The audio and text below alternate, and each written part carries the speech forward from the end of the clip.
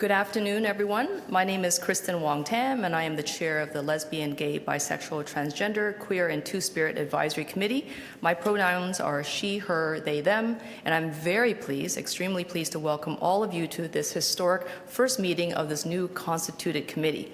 I will be following some city protocols, and just to set the stage and the foundation for this meeting, the committee secretary has confirmed that we do have quorum, and I will now call the first meeting of our committee to order. So welcome, big, very rainbow-dusted welcome, everyone.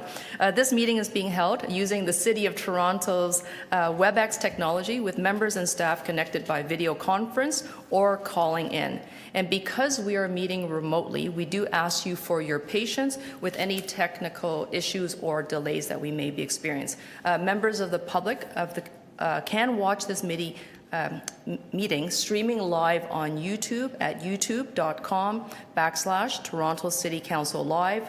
We do not have any registered public speakers today. I would like to request that staff who are here to support this meeting, please keep your microphones muted and your videos turned off unless you need to address the committee and when you are called upon. This will make it easier for me to chair this meeting and also to allow the members from the public to see the members as we debate and vote on the agenda items. Members, if I can just ask you to keep your microphones muted until you wish to ask questions of staff or speak to an item. And members, I would ask that you make sure that your video is on, and please indicate your desire to speak by raising your hand. And if you are able to do so, if you are not, then please unmute your microphone so that I may hear you indicate your desire to speak or to ask a question. And please note that there are certain interactive features on WebEx, such as raised hand, which are disabled. The chat feature has also been disabled as a communication tool for meeting participants and may be used for technical troubleshooting only. So you may receive a message from our audiovisual staff or the city clerk. Any chats you type in go into the technical support staff who are there to support this meeting. I know it sounds highly structured, but because of the virtual meeting environment, we need to have these rules in place. When you're voting on an item or a motion, I ask the members to turn on your video and to raise your hand to indicate your vote. If there is a recorded vote or a request for a recorded vote, you will be asked to state your vote, either in favor or opposed. Of course, I will remind you all of this as we go along. Members, I want to remind you that you are also participating, of course, remotely, and you can submit your motions to us in advance. The clerk staff are here and available to support you with any motions that you may have. You may email those motions or draft intentions to LGBTQ2S+@toronto.ca to receive some assistance with your motions.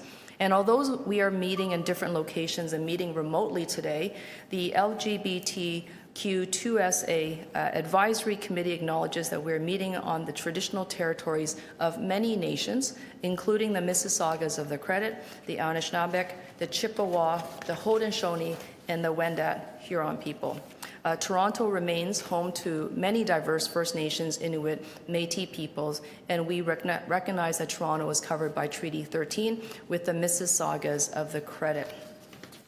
I'm going to open up this discussion and ask for any declarations of interest. Because we are not in the room, I need to turn to the screen, and as long as you keep your video on, I can see you when you indicate your hand, and I can recognize you. So once again, I will call for any declarations of interest. Okay, seeing none, I'll just confirm, are there any declarations of interest under the Municipal Conflict of Interest Act? And if you'd like to declare an interest, please indicate the item number of your interest and the nature of your interest. And when declaring an interest under the Municipal Conflict of Interest Act, members are also required to file a written declaration with the clerk. The clerk staff will provide you with forms in advance which you will complete and submit at the end of the meeting each time you declare an interest. So once again, I'll call for declarations of interest, if there are any. Seeing none, we can proceed. Okay, so we have an agenda today that is consisting of 5 items. We're not going to receive any new items, but I do want to be able to mark this special occasion. Our first item, and going through the order paper, is welcoming remarks and introduction of committee members and staff. So we'll come back to that very shortly. And then item number 2, we are going to be receiving a presentation, a presentation from city staff regarding the roles and expectation of public members. So we're going to hold that because we will be receiving a presentation from staff. Item number 3 is meeting processes and simplified rules of procedure. Sounds super technical, it is. And we're going to hold that down because we're going to get our presentation from staff. Item number 4, which is kind of exciting, I hope you guys find so too, is the election of a co-chair. And we are going to walk you through the election procedures, so we're going to hold that down. And then item number 5 is the Lesbian, Gay, Bisexual, Transgender, Queer, and Two-Spirit Advisory Committee presentation. It's going to be a presentation around committee mandate and governance overview. I think we can safely say that we're going to hold that down for presentation. Obviously, today's meeting is largely a big welcome and a orientation session. Our next meeting will get into the meats and potatoes and rice and chana of all of this, as you'd like to call it, and all of that will be coming up for the following meeting. So moving back to item number 1, you can follow this on the Timis website at the city, or of course you can follow it in the PDF that staff have sent to you through the links. I just want to recognize that this is the very first meeting of the brand new constituted advisory committee, and of course we're going to start off with some introductions because we want to get to know one another. We're going to work really closely with one another over the next few months until we get to the end of your term. Because as chair, I'm going to kick it off with maybe just a short remark or two about the long and arduous work that took to reestablish this vitally important committee.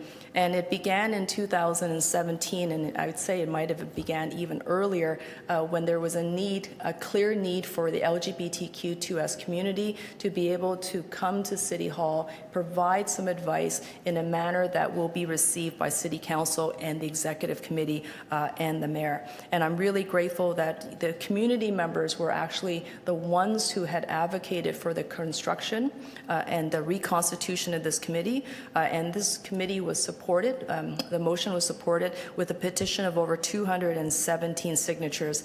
So we're into 2021. Hard to imagine that the motion was tabled since in the beginning of 2017, and we're here. Although I call this a historic meeting, I think it's important for us to recognize that City Council previously had a citywide advisory committee on LGBT issues back in December 1999. That was when the very first community advisory committee was constituted. However, that committee was disbanded in 2016, and I think that many of us will recognize that we didn't necessarily have an effective channel to provide voices and concerns around government policy that was coming to City Hall and coming from City Hall. And Toronto, of course, is home to Canada's largest and most diverse and dynamic LGBT community, and our communities continue to experience hate, discrimination, isolation, and marginalization, and COVID-19 has made all of that further, even deeper, and it's actually shown itself to light. The LGBT community has many important perspectives on many issues, including the challenges that the city works to strive to solve. And this includes areas such as HIV, AIDS services and funding, supportive as well as affordable housing, employment, social services, and shelters, and the list goes on. So this committee has a very important task. We, each and every single one of us, have a responsibility. We represent probably larger voices in the community. You may be here representing yourself as a person with lived experience, or you may be here on behalf of an organization. All those voices are valued, and we are incredibly grateful, and I am, as chair, incredibly grateful to have you participate in this process. And so reinstating the city's committee on this particular matter is of utmost importance, and I hope that City Council will value the work of this committee. You are all private citizens with very busy lives. You don't have to do this, but you've chosen to do this, which makes it a particular and special gift for us. And then finally, I would just note that normally we'd be marking this occasion, I think, in one of the committee rooms at City Hall. We would have some food, we would have some beverages, cake, maybe some rainbow ice cream, and of course the pandemic has rendered us unable to do that safely. But I do look forward to the day that we can come together again safely, and we will be able to celebrate in person and get to know each other even more. So I want to recognize that we have an opportunity to get to know each other. So you heard a lot from me right now, but I'll just end with this note. Kristen Wong Tam, that's my name. I have been a queer identified person for now it's been 34 years. It feels super long, but I now have a little bit of history underneath my belt. I see my friend Leslie Lee Kam on the screen, and Leslie can probably confirm at some point Kristen was the youngest in the room. That is no longer the case, and I look forward to learning from all of you and hearing from all of you, and of course sharing with all of you.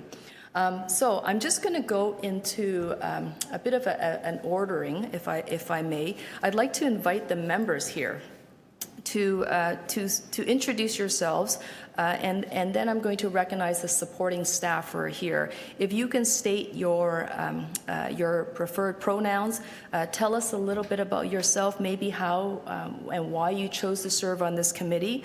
And under different circumstances, I would just normally ask you to go around the table, but because our table is virtual, I'm going to have to prompt you just to keep some type of order.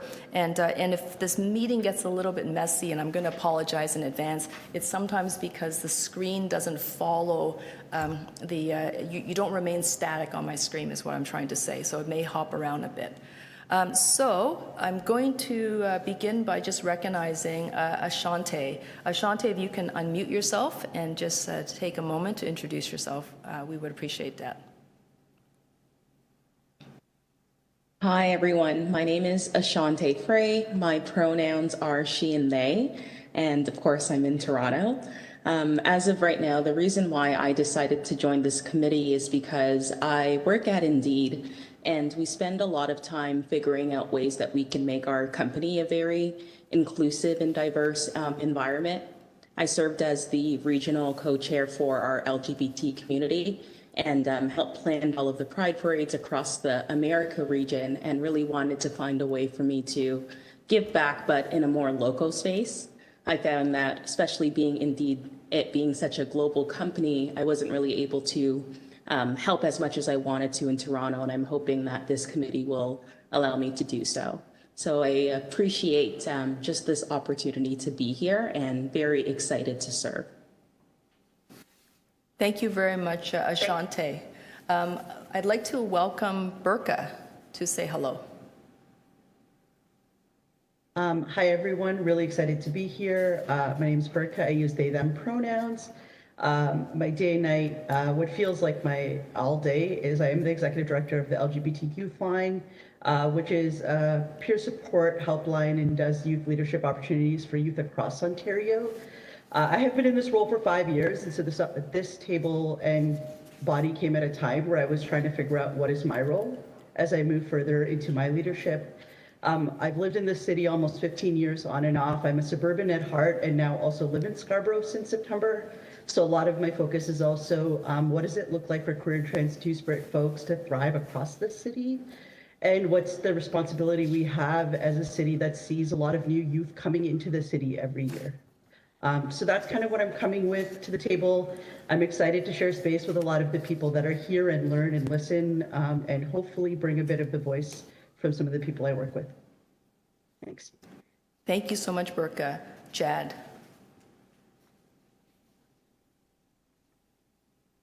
Hi, everybody. Thank you so much for having me here. My name is Jad Jabir. My pronouns are he, him. I am a queer Arab immigrant. I am also somewhat a recent newcomer. I'm also the founder of a nonprofit organization called Marginalized Majority, which focuses on the psycho-emotional health of marginalized LGBTQ people. I founded this nonprofit with the help of the community midway through COVID, as I was personally strained in my own emotional and psychosocial state. And I do believe that the reason why I want to be and serving on this in this wonderful collective is to show the importance of the mental health and the emotional health of queer people, because it's the underlying framework of everything from HIV prevention to housing to it's the way we perceive things. So thank you everybody for this chance. Thanks so much, Jad. JC, or is it JC Elijah? I apologize. Oh, no worries. It's JC Elijah, but Eli is also fine. But hi, everyone. My name is Eli. I am a urban planner in the city of Toronto, currently working at Urban Strategies, Inc. In my more personal work, I do a lot of work at the intersections of queer and race and gender and sexuality. That entails looking at how we experience space and the spaces that we create that are often different from the more mainstream spaces within the Church Wellesley Village. And I guess I'm joining this committee just to represent the lived experiences and histories that are often forgotten and erased within a lot of the more prominent queer contexts and conversations. So I'm very excited to be here and to have really great future discussions with everyone here. Okay. Thanks, Eli. Jennifer. Hi, my name is Jennifer White. My pronouns are they, them. Jennifer, I'm so sorry to interrupt. I apologize. Your audio is coming in very soft. Okay. Let's see if I can make that better. Is that better? Modestly better. Perhaps you can speak more directly into your microphone, because we are picking up your audio. It's just very difficult to hear. Sure. Is that any better? That is better, yes. Thank you so much. And sorry for the interruption. Okay. Oh, no worries, no worries. I work with the YMCA of Greater Toronto. In my portfolio, we work with homeless and street-involved young people, ages 16 to 24. And part of the work that we do supports 2S LGBTQ+ youth. So we have some transitional housing programs for those young people. And so part of my reason for wanting to be part of this is twofold. One is work-related, just always looking for better ways to support the young people we're working with that identify within the communities. And as well, it's personal. I identify as trans non-binary, and so I'm just looking forward to seeing what changes and supports we can do to improve life for all of our folks in the communities. Thanks. Thank you, Jennifer. Laura. Thank you very much. My name's Laura McPhee. I go by she, her, Quay. I'm a member of Pikwakanagan First Nation and identify as either Two-Spirit or queer, depending on who I'm chatting with at the moment. So I work with a not-for-profit called Right to Play, and we support Indigenous youth workers across Turtle Island. And my role is as a training specialist. So I'm constantly thinking about holistic support and training and education, and how we share information.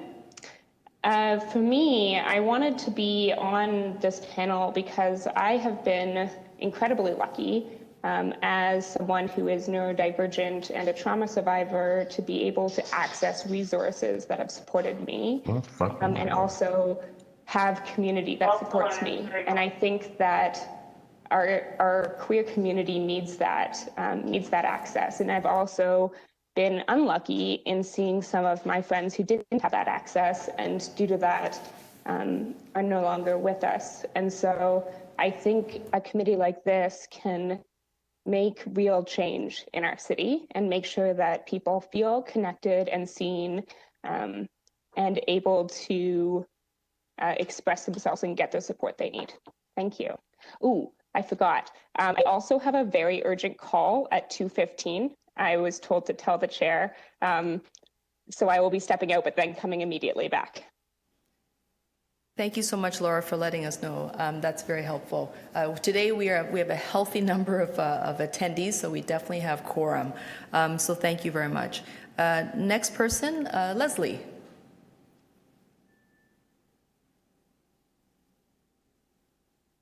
Hi, my name is Leslie Lee Cam.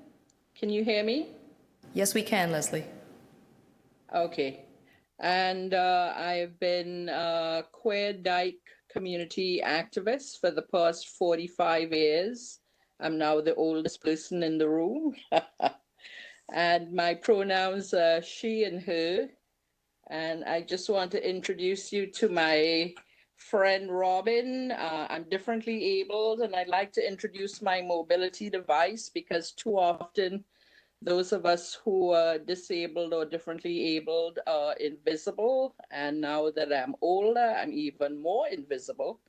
And why am I on this committee? I felt it was important to step up because queer seniors are not being seen. We're afraid we're going back into the closet.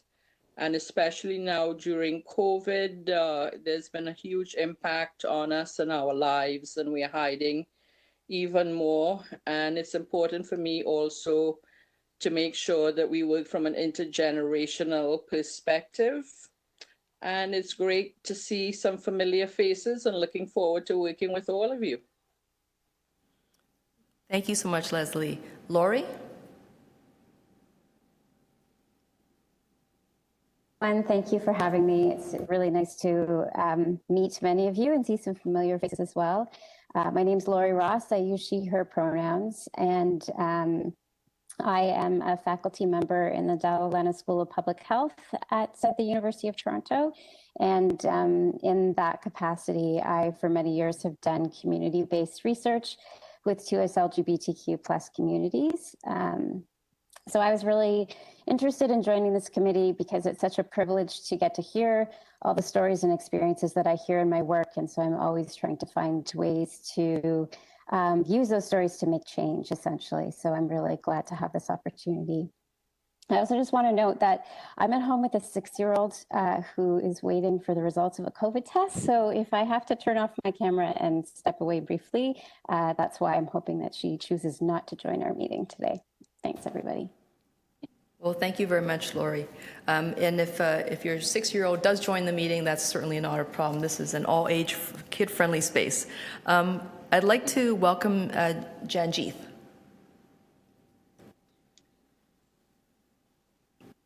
If you can unmute yourself and just say hello.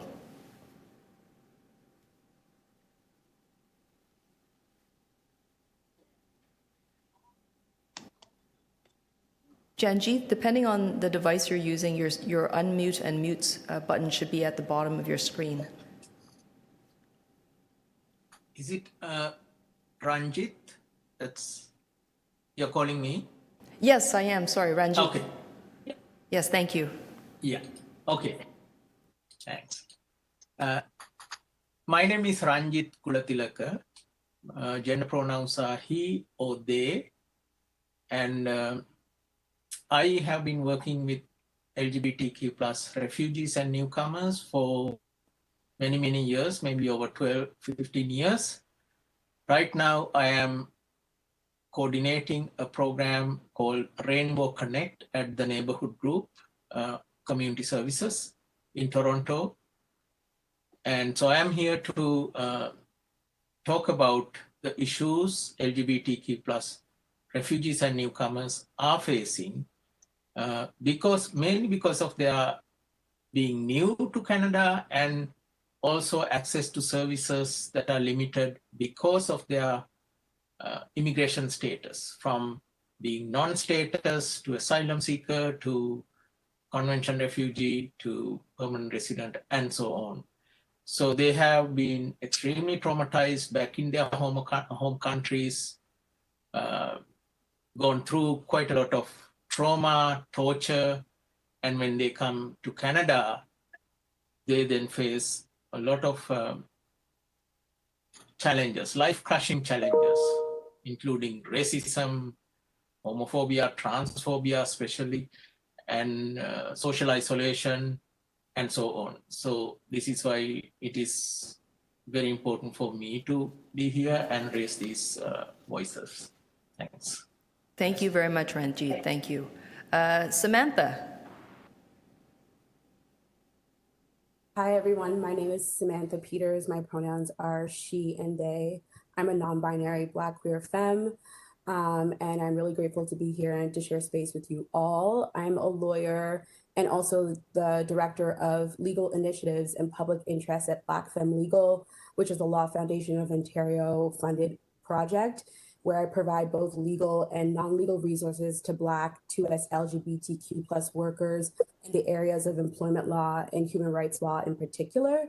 And I wanted to be a part of this community to amplify the voices of Black queer femmes, but also to affect systemic change at the municipal level. Thank you.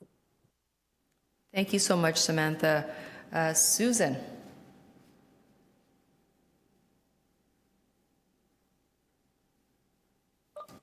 Can you hear me now? Yes, we can. Great. Hi, I'm Susan Gapka, longtime resident of Toronto. You gotta love WebEx. I can see what I'm saying, but my video's still a little slow. Did I say I use pronouns, she and her? I came out while working at City Hall in the counselor's office. It was a remarkable experience. One day there was, as transsexual back then, was probably transgender at the time. Identities evolve actually over the years, and had a newspaper reporter wrote an article saying there was a man using the women's washroom. And I had and I had a police officer once tell me I was using the wrong washroom downstairs near the cafeteria, below the cafeteria. So yeah, so a lot has changed. Quite a few years ago, I got involved. I've been involved with Egal Canada. I was on the board when we were doing marriage equality. And it was at that time, actually, I'd been on the previous, I think it was LGBT committee, and they had just added the T back then at the city, for City of Toronto. And I was really, really disappointed when that was terminated.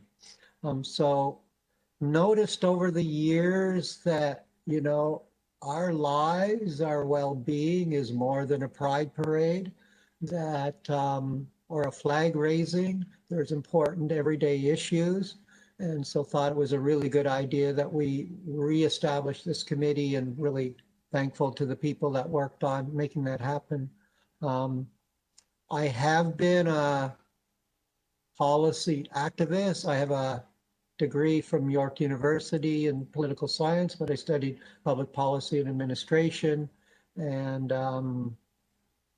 just, you know, many of the advocacy pieces on trans rights, access to transition-related surgery, legal documents, and human rights, that I've had a part in leading that. So I'm very excited about that with the Trans Health Lobby Group. Just so honored and distinguished to be here today with you. There's so many amazing and fabulous people. I really look forward to working with you. I think the one last thing I just wanted to mention, did the Toronto Trans Coalition Project, I'm just trying to get the view on there. We've done a survey on access to social determinants of health, and we've recently received federal funding from Women and Gender Equality to do capacity building. So that's an enormous project for us, but we're really focusing on employment, but also the social determinants of health. So hopefully we can talk a little bit about that and how we can partner with the city over the next generation to ensure that all of us are lifted up and included. So thank you. It was a long-winded, that was only volume 1. That was great, Susan. So thank you very much. Terrence. Hey, folks. All right, I'm Terrence. I don't know where to start. He, him pronouns.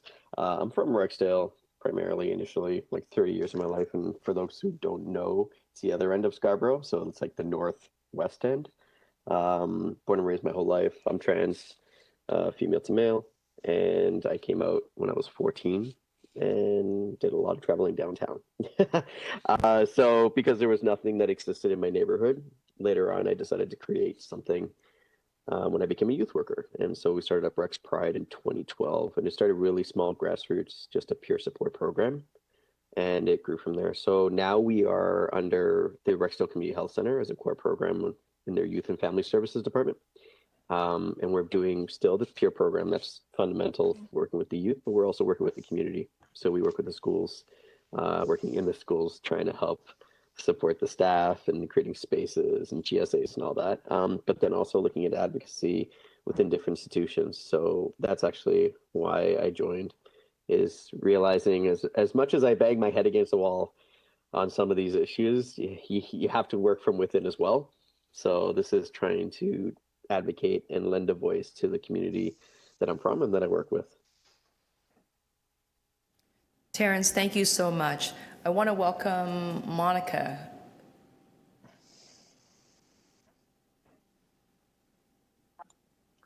Hello, everyone. I'm Monica Forster. I'm a trans two-spirited queer woman of color. I've been in the community for over about 32 years, since the late 80s. I was the first ever actually trans outreach worker actually hired through the city in '99 through the 519 to work with underhoused, homeless, and sex working trans people. I worked with the 519 and many trailblazers like Kyle Scanlon and stuff to make accessibility in shelters for trans people. Actually, 2004, I founded Trans Pride Toronto, Transitioning Together. We were the first contingency in that in 2004 in the annual parade as trans people. So a lot of my work, I work in a few different jobs. So I work at Maggie's Toronto Sex Work Action Project. Very rooted in that to bring more awareness, inclusion to trans sex workers in our communities.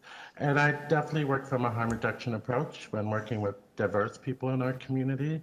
Currently, I'm also working at Street Health, so that's more mainstream at Sherbourne and Dundas, to bring more of a visibility to actually, trans people like myself, but also to the populations that they serve, which is very diverse. And also, like I said, Trans Pride Toronto, we've been up and running since 2004, but we actually now have a space at the Holy Trinity, and we're running programs and support groups for Black African Caribbean groups, two-spirited groups, non-binary groups. And I'm just so glad to be here with such a diversity in our community and to sharing some of the work that we're doing and how we can support each other through the work that we're doing. And, I think that's something that's really needed. I think we have such a, I live in the Churchill Wellesley area, so I'm on a few of those, groups. And, and it's, there's a lot of great work going on, but there's still a lot more work to do. And I think we need, in this group, I'm really looking to really, bring some of my experiences, some of the experiences from the community, how we can educate each other and kind of support each other through all the different initiatives we're doing within our work. So thank you. Monica, thank you, and welcome again. I want to just recognize Councillor Paul Ainsley, who is the other City Council member on this committee. Councillor Ainsley. Councillor, your microphone is muted. Is that better? Yes, it is. Friday afternoon technology. I want to thank everybody for being here and for joining this committee. It's a great pleasure to be here. I'm a city councillor from Scarborough. I go by the pronouns he, him. I'm not sure why it says me on my screen, and I will get that fixed as soon as I figure out how to do that. I seconded Councillor Wong Tam's notice of motion in 2017 my wards in southeastern Scarborough. One of the things that I came to realize over the past years as a city councillor in Scarborough, how underrepresented the LGBTQS+ community has been as a voice from Scarborough, and I'm hoping I can help promote that voice within the City of Toronto and bring greater equity and equality to the community in Scarborough. And once again, I want to thank everybody for being here this afternoon, and I'm looking forward to working with all of you. Thank you so much. Thank you very much, Councillor, and we are very, very pleased that you are here as well. So, as you can tell, that is our committee. We've got a very large group and a very talented group with very wide, diverse experiences and expertise.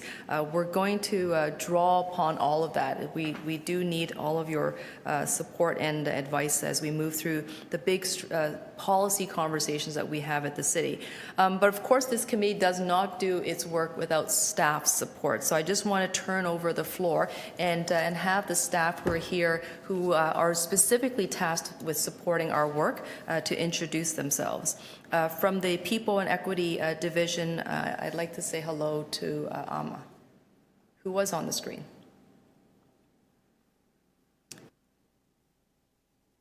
Amma, if you're there. Yes.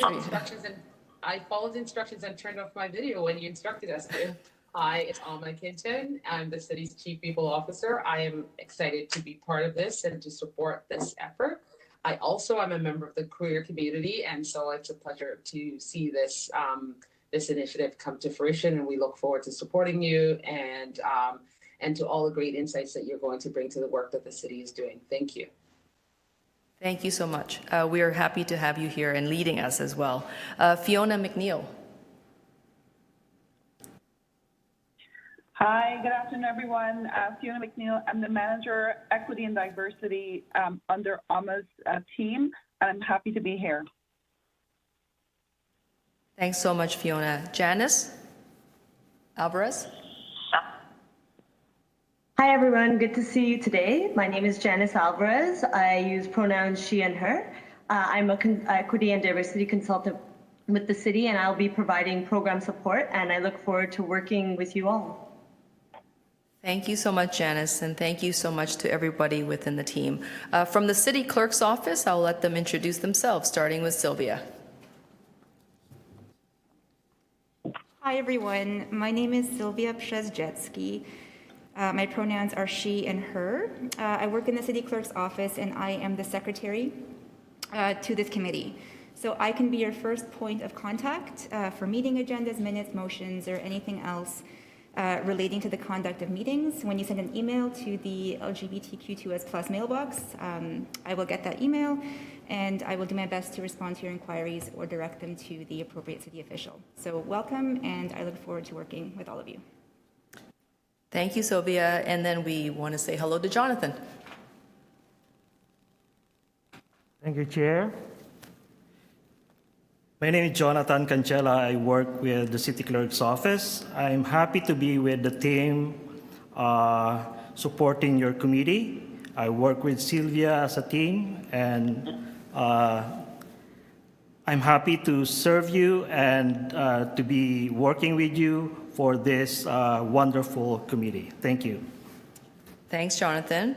So, as you can tell, you are widely supported on this committee. This does not necessarily happen in a vacuum, and there's going to be lots of additional support as we need. Different divisional staff will be pulled in at different times, depending on the subject matter that we're debating. I also want to recognize that we have representation also from political offices. So I want to just acknowledge and thank Tyler Johnson, who has been key and instrumental in my office. He's my key LGBTQ2S+ advisor. And Tyler, do you want to just say hello? Hi, everyone. My name is Tyler Johnson. I work in Councillor Martin's office to support her on this committee. Very excited about the work that we'll embark on, and it's very nice meeting you all. Thank you so much. Great to have you, Tyler, and thank you for all those late night responses to emails.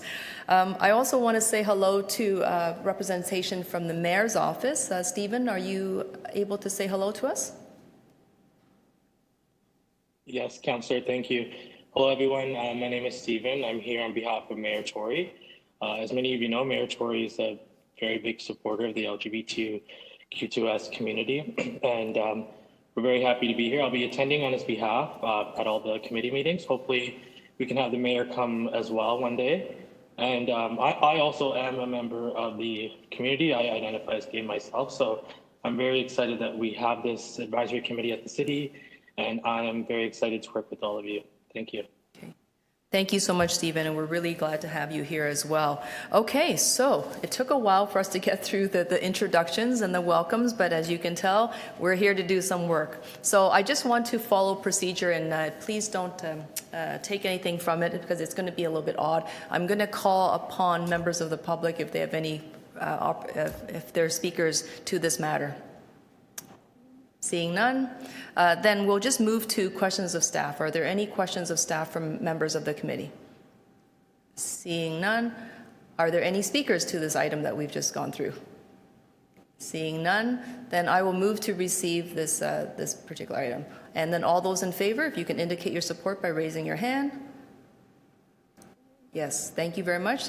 Any opposed? Contrary minded? That carries. I know that felt a little weird. Why is Councillor Wong Tam moving to receive all the introductions and welcomes? It's just the way things work at the city. Okay, so staff are laughing at me right now. Okay, so I want to just welcome, we do have a presentation from Robin Cook, who's the Acting Manager of Public Appointments, the Secretariat, and welcome, Robin. It's nice to connect with you. I know you have a presentation. I think staff will get that on the screen for you shortly.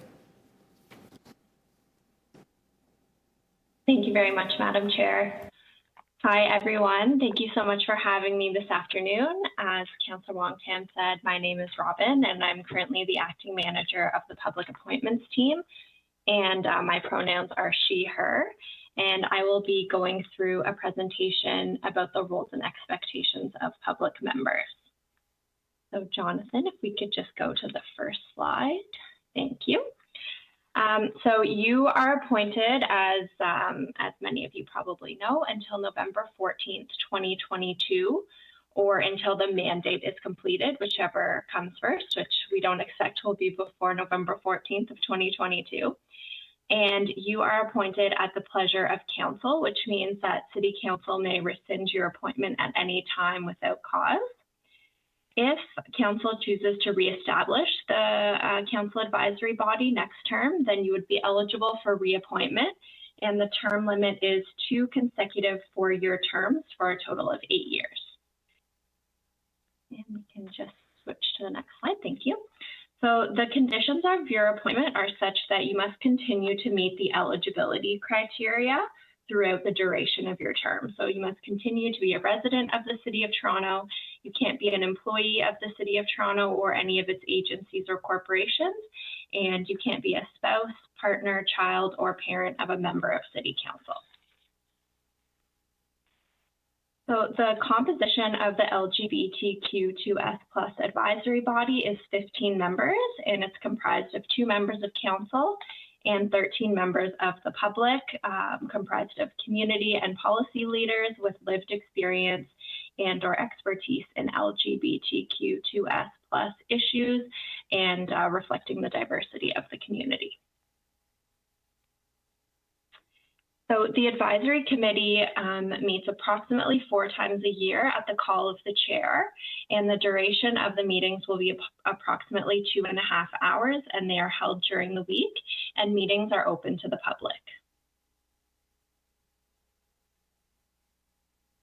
And so regular attendance at committee meetings is expected, and members should come prepared to discuss the items on the agenda, which you will receive in advance.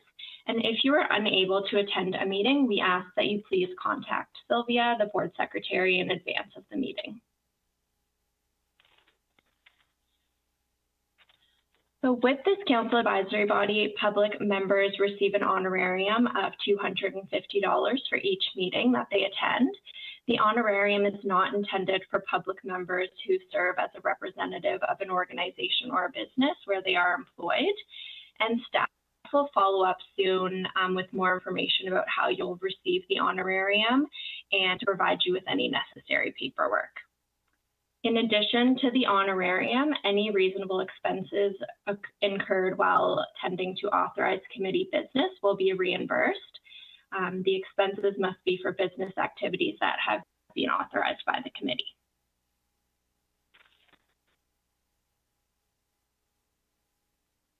And so a couple of reasons why we would want you to notify the Public Appointments Office or the chairs in writing would be if your contact information changes at all, if your eligibility changes, if you would like to request a leave of absence, or if you're resigning from the committee, we ask that you notify us in writing.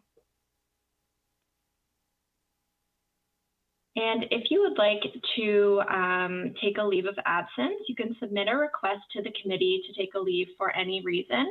Depending on the duration and the committee's requirements, City Council may choose to fill the vacancy on a temporary basis.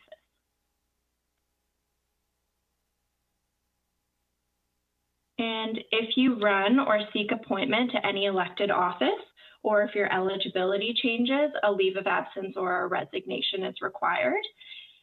The leave must begin on or before the date of application or the date of nomination to the elected office.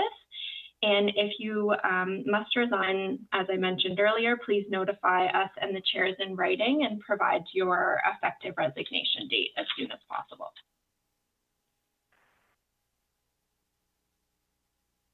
And so I'll just quickly go over a couple committee member expectations. So the first is to serve the public well by striving to have a solid understanding of the committee's overall goals, working collaboratively towards a shared purpose, and communicating with the public in a respectful, fair, open, efficient, and constructive manner.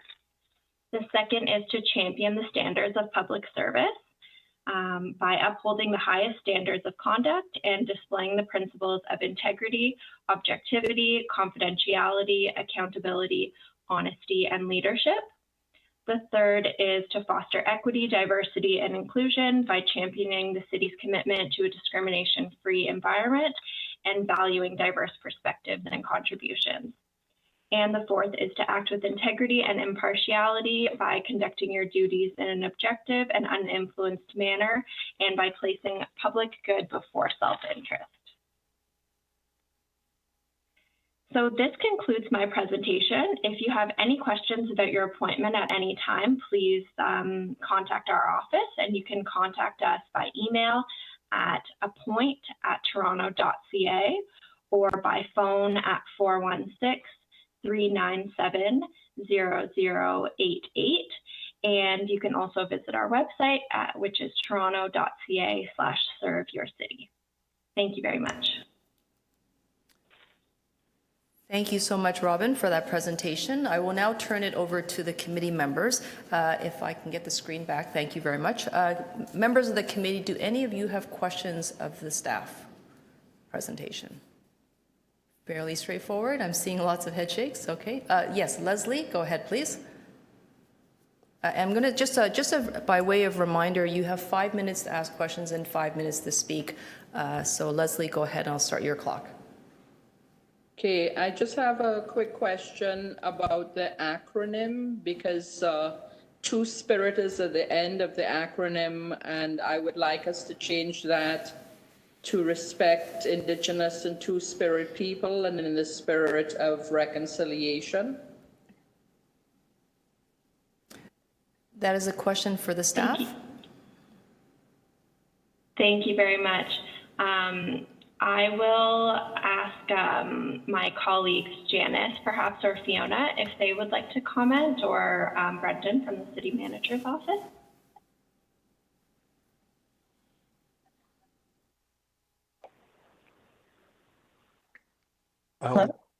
Sorry, I'll jump in because my name is Brendan Nolan. I am a corporate management and policy consultant with the City Manager's Office. It's the dynamic of WebEx that I can't, you see my colleagues, so we're sort of trying to play to see who is discussing. I know Amma might want to also speak to this. I will just speak to the technicalities of any name changes or any changes, just that City Council approves the terms of reference. So any changes to that terms of reference also need to be changed, or need to be approved, sorry, by City Council. That said, advisory bodies have certainly put forward requests to council or to council through their standing committees for changes, and we do have precedents for changes to be made. So it is certainly something that can be done. I'll let Alma speak to it, but that's the technical side of it. Thank you. Through the speaker, I was just going to confirm that we would do the work and connect with the CMO to figure out what the process would be. But if there's consensus on the committee that we should change the name, we agree that that is a reasonable request. So I don't know, Councillor, if there is going to be a vote on that to authorize us to do that, but we will certainly do that work, and it likely needs to go to council. So perhaps it's a motion then that we would require. I'm looking to clerks, our colleagues in clerks, and perhaps Brendan for what the right mechanism would be. Yeah, this is Councillor Wong Tam speaking. Sylvia has just advised me that if there was to be a name change, it would probably be best coming through a motion requesting perhaps a staff report, and recognizing, and I certainly do understand that language is evolving, and you know, certainly for this community, our community, the acronym changes depending on where we are and who we're speaking of. If it's all right with this committee, I had anticipated that we were going to, at some point in time, get into this discussion. What I'd like to do, with your permission, and I think it might be an elegant path forward, is allow me as chair to work with the city staff and try to address the very legitimate concern that Leslie has raised, and we will find a mechanism and a way forward. We will bring this back to this committee at our next meeting, and then we can discuss whether or not that's the appropriate approach based on the will of this committee. Is that an agreeable approach? I'm seeing some nods, so it's not quite a vote, yes. But okay, so thank you. So I have my first homework assignment as chair, so thank you very much. And I have to admit, like I said, it was not unanticipated. Thank you. Yes, thank you very much, Leslie. Do you have a follow-up question to staff? Okay. No. Thank you. Then seeing none, are there any other members who have questions of staff? Go ahead, Susan, go ahead. I'll start your clock. Okay, knowing me, I might use up to 5 minutes, but it was a question around declaring conflicts of interest at the beginning of the meeting. And I think that was a good process on the last discussion, just let this be an agenda item at a future meeting. So when we applied, we declared a conflict of interest, but could I just get some clarity around at the beginning of each meeting? It's specific to an agenda item, I think, that you ask at the beginning of the meeting, Madam Chair, and that could you give us an example or two of how that would operate, just so we're clear that we're following the proper procedure?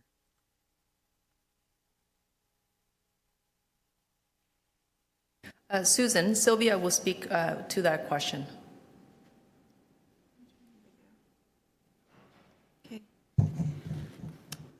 Hi, Susan. The conflicts of interest specifically relate to conflicts of interest under the Municipal Conflict of Interest Act. So these refer to pecuniary or monetary interests. So agendas are published 5 days before a meeting, which gives all members an opportunity to review the items. And if there is an item that you feel may impact you in a pecuniary way, either you directly or a child or a spouse, then you would be you could come forward and file a declaration of interest. And once that's been filed, then when there's a vote on that item, ordinarily you would recuse yourself from the debate and the vote on the item, and the minutes would reflect that. In terms of specific advice as to when you should or should not declare an interest, If there is an item where you think you might have a question, the city does have an integrity commissioner that whose office you can approach for advice, so that you do have a few days before the meeting to sort of arm yourself with the knowledge as to whether or not you think you might be declaring an interest on a matter. And thank you very much, Sylvia. Oh, sorry, go ahead. So thank you for that. I don't know. Oh, sorry, Madam Chair. Just can I? Yes, please go ahead. In the time frame? You do. Yeah, no, I just, it caught me by surprise, and I guess next time I won't be. But I don't know if we're at a conflict over introductions or not, but it'd be probably something more like an item came up that was directly involved with an organization we were involved with or a family member. So thank you for that. I just want to make sure that everything was,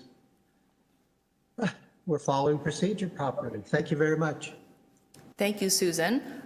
If I can get the screen back to see all the member faces. Any other members with questions on this particular item?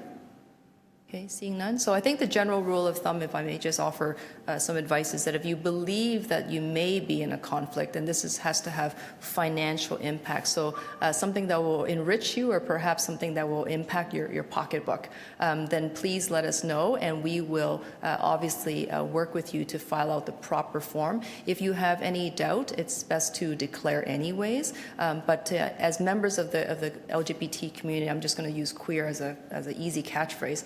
As members of the queer community, we all have interest in everything that's going to be discussed from an intersectional queer lens. But that's not the type of interest that we're seeking. It's one that has financial impact. So thank you. I want to recognize that there's no more members with questions. Oh, Burka, yes, I see your hand. Sorry about that. Go ahead, please. No worries, I just put it up. I did want to ask a clarifying question about the honorarium piece. I know that when this committee was first coming up, it was named as an unpaid committee membership, and I know that it was potentially an access barrier for a lot of community members who could have applied. So I'm just wondering if this is an honorarium that's specific to this committee or across the board as a given in most CABs, and if so, why was it that publicized? Through you, Madam Chair. Thank you very much for the question. So yes, a report recently went to City Council, and I'll allow my colleagues to chime in on this as well. But it will be something that will be applied to all of our council advisory bodies, not just this committee. Brendan or Janice, I'm not sure if you want to add anything. Just to follow up on that, it was something that actually through the chair, and to give the chair some credit on this one, it was a motion of I believe both the chair and was it Councillor Ainsley as well. I believe may have been the seconder on that motion. Originally started a process that staff had to work through the budget process, and we brought a report forward through that budget process that was ultimately approved at council when they approved the 2021 budget. So starting with the approval of the 2021 budget going forward, council advisory bodies will be eligible, members will be eligible under a criteria that we will be bringing forward information on to receive the $125 per meeting honoraria. So we will be having more information on that, but as of that February 18th date, all council advisory bodies will be credited for that honoraria. So there's we're keeping track of that, even though we acknowledge that we have to still bring forward how we're going to implement that information on that piece. So sorry, you will just be getting some information on that. Sorry to interrupt. Yeah, so we didn't promote it at that time because it wasn't in place at the time of recruitment. So that's why we weren't able to actually share that. The date, I believe Brendan said, was February, mid-February at some point. So by that point, all members had been selected, and we will be working with our colleagues, both Brendan and in clerks, to figure out how that will be implemented. Okay, great. Yeah, that clarification is helpful, and I'm glad that moving forward that this will be something that's in place. Thanks. Thank you very much for those questions and answers. And anyone else? Ranjith, go ahead, please.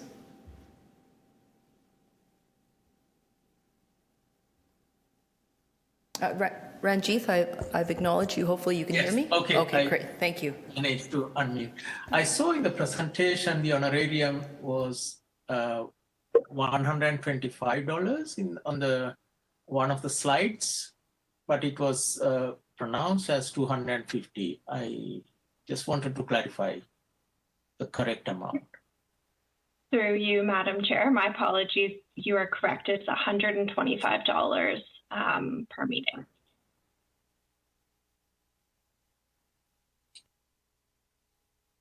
If I can get the screen back on.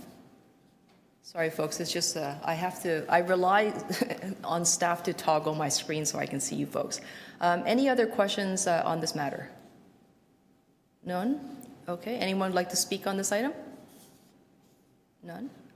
Seeing none, then I've moved that we receive this, this presentation for information. All those in favor, if you can indicate your support. Any contrary minded?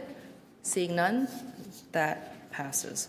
Okay, so our next item is item number 3, meeting processes and simplified rules of procedure. We will be receiving a presentation from our very own secretary. Go ahead, please, Sylvia.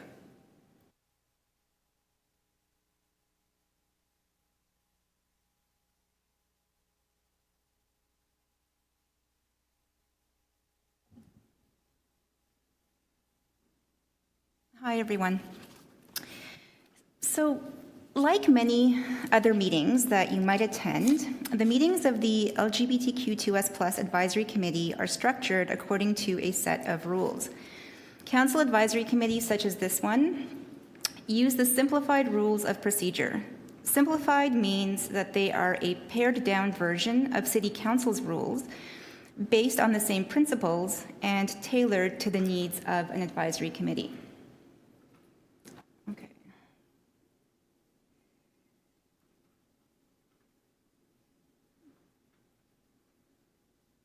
Oh, hang on, this is not working. Sorry, just a second. I'm having trouble toggling the page. I need to go.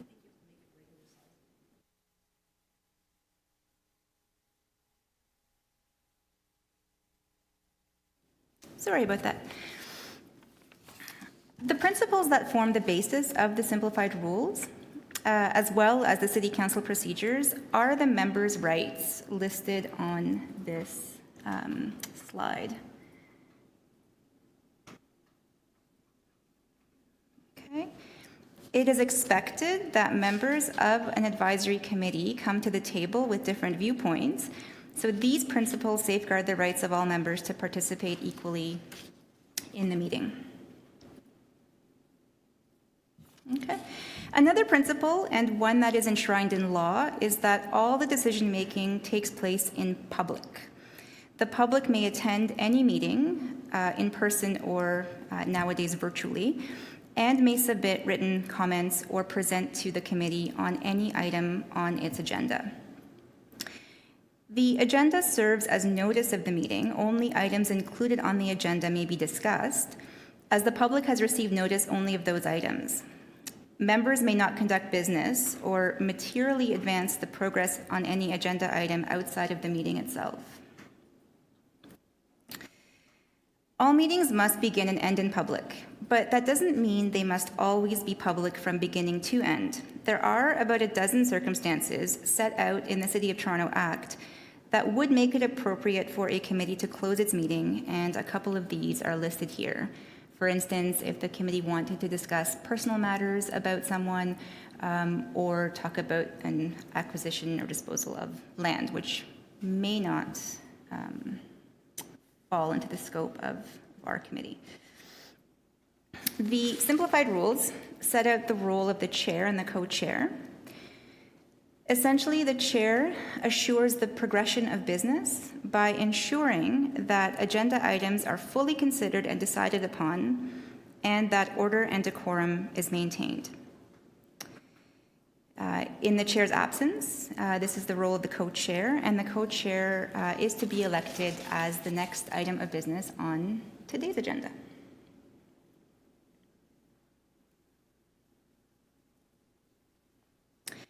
The simplified rules also set out the responsibilities of members during a meeting. These are listed here. And if you recall, one of the foundational principles that underpins the rules is that all members have equal rights, privileges, and obligations. So this slide sets out the obligations.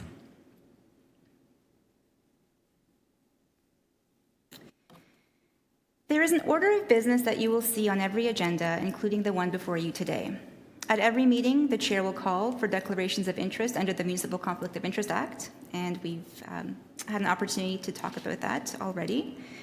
The chair will also call for the confirmation of minutes of the previous meeting, and you will have had an opportunity to review those online. We do our best to get minutes posted no more than 2 days following a meeting, get those up onto the committee's webpage. And then the chair will proceed to the consideration of individual agenda items. Okay. So you will have received an agenda for today's meeting. Actually, I wonder if this is, okay. The agenda lists the item of business in the order in which they will be considered and also serves as public notice of the committee's business. The committee secretary prepares and publishes an agenda for each meeting. Agendas are published online to the city's TMMIS website, and we will send you a link once the agenda for a meeting is available. You're also encouraged to sign up for automatic e-alerts to receive notifications that pertain to the committee, including when an agenda has been published. City agendas take a little getting used to, but they do contain lots of information, including links to all the documents that have been submitted for a meeting. So, the simplified rules establish how an item can be added to an agenda. You, as committee members, may add items to an agenda. If you have an idea for an item, reach out to program staff from People in Equity, so that would be Janice as your first point of contact, or to the city clerk's office, so you can contact me, and we can help you finalize your item with respect to both content and form, and make sure it fits within the scope of the committee's mandate. Agenda items may also be placed on the agenda by this list of individuals here. So in addition to a committee member, city council, a council committee, a local board, or a city official may add items. And in fact, city council has already referred an item to the June meeting of this committee.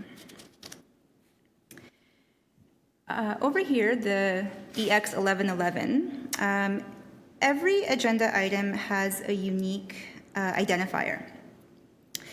So this took me a little bit of time to decipher, although once you know, it's pretty clear. So each item's identifier is a combination of the committee code, in this case it's EX, the meeting number, and the agenda item number. So this here is the 11th item on the agenda of the 11th meeting of the executive committee.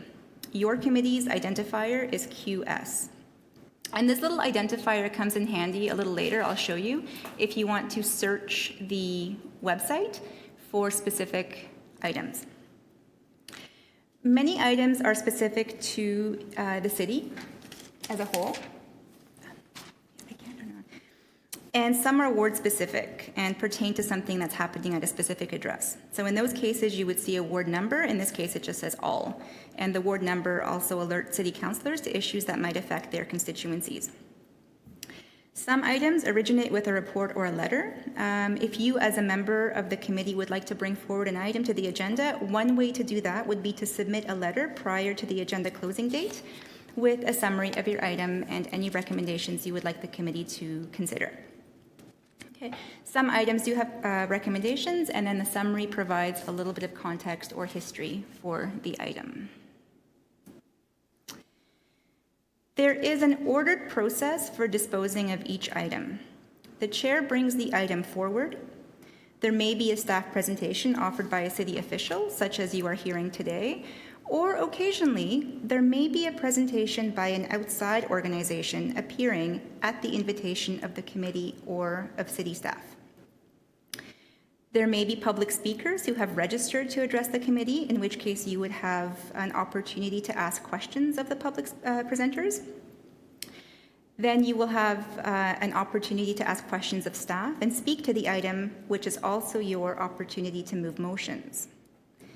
Of all of these processes, only the first and the last must take place. The item has to be called forward and the committee must vote. The committee must vote because there must be a decision on every item. Through its decisions, the committee fulfills its role as a council advisory body.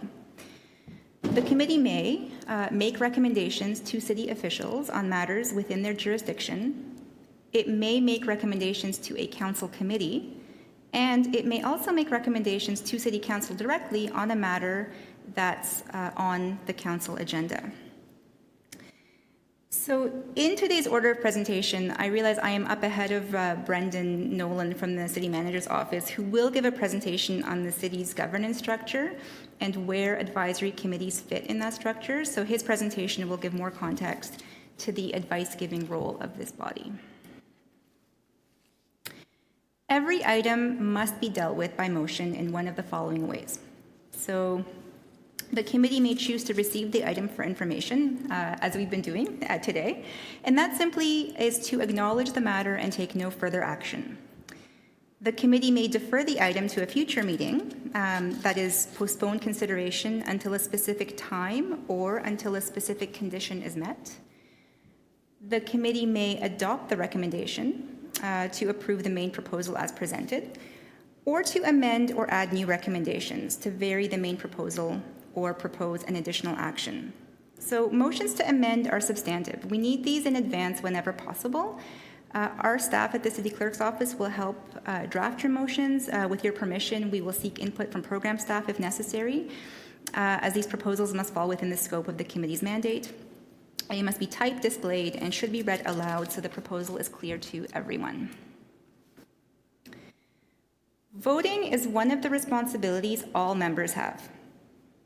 So all members present must vote unless prevented by law, and that really is a reference to if anyone has recused themselves because of a conflict. Majority vote is required to pass a motion. A tied vote is lost. And members may vote by a show of hands or may ask to have the vote recorded in the minutes. We are replicating these processes in the WebEx environment, so you may vote by show of hands. The way that a recorded vote works over WebEx is that the clerk will call out the name of each member, and the member will state on the record either in favor or opposed. Other meeting matters: quorum, that's the minimum number of members required to be present to conduct business. Your committee has 15 members, 8 must be present for quorum. And regarding absences, this is a point that Robin raised in her presentation, but it's worth repeating. If you are going to be absent, please let us know so that we can prepare a motion for someone to move to excuse any absentees. If you are absent from 3 meetings in a row without being excused by motion, your seat becomes vacant and you are no longer a member of the committee. Okay, and this will be the last slide, and the last slide leaves us with a couple of hyperlinks, which I'm recklessly going to click on and hope they take us where I hope they take us. So minutes are prepared without note and comment. They include motions, votes, decisions, and attendance. Without note and comment, simply means that we only record decisions taken by motion. We do not keep track of the discussion that led to the decision. Although these meetings are recorded and there is a video archive that you can access to get some of the detail from the meeting. Okay, so I'm going to click here. I hope this works. There we go. So, all right. I trust that many of you are familiar with this page. This is, you can bookmark that link, or what I do from home, you can simply type TMMIS into Google and it should bring you within a click to here. And there are different ways that you can search our site for information about committees. There's the committees tab will take you to a list of all the bodies, or you can click on the calendar, and I'm going to do that right now. Okay. And I will take us to today. So here is our meeting. Before I click on the meeting, which will take us to the meeting container, I will point out too that the dates on the calendar are also hyperlinks. And if you click here, what it does is it gives you a little bit of information on the meetings taking place that day and the deadlines that might be relevant. So there's the agenda closing deadline. So this is just useful for you if you are thinking that you might like to submit an item and are wondering when the due date or the deadline for that might be. This is a quick way to have a look and see what the agenda closing dates are. Okay, so I'll go ahead and I'll click on your committee, and it takes us to today's meeting. You will see the items listed here, and you can click on the individual items. You also see some tabs across the top. You see the agenda tab. If you click on that, it takes you to the committee's agenda, which you can save or print if you like. Oh, did I? Okay. And there are a couple tabs that aren't visible right now, but will appear within a day or two. And those are tabs that will take you to committee decisions and the committee minutes. So once the minutes are published, there will be a tab that will take you to the set of minutes. Okay. And where it says live webcast, that will become a video archive, and you'll be able to click on the recording of today's meeting. Another little trick I just want to show you is, regardless of which tab you're in, there is a little looking glass here. If you click on that, it pulls up a search field. So you can search council and committee decisions as far back as 2006, but we'll stay with the current term of council. And for example, that earlier committee decision that formed this committee, that was EX 11.11. If you type that in, it'll take you right to that decision. And if you want to share this decision with your network or with anyone you know, you can click on the email item tab up here, and that will just create an item for you to email. This also tells you, this will take you to the page for the meeting where this decision was taken. And if you click on that,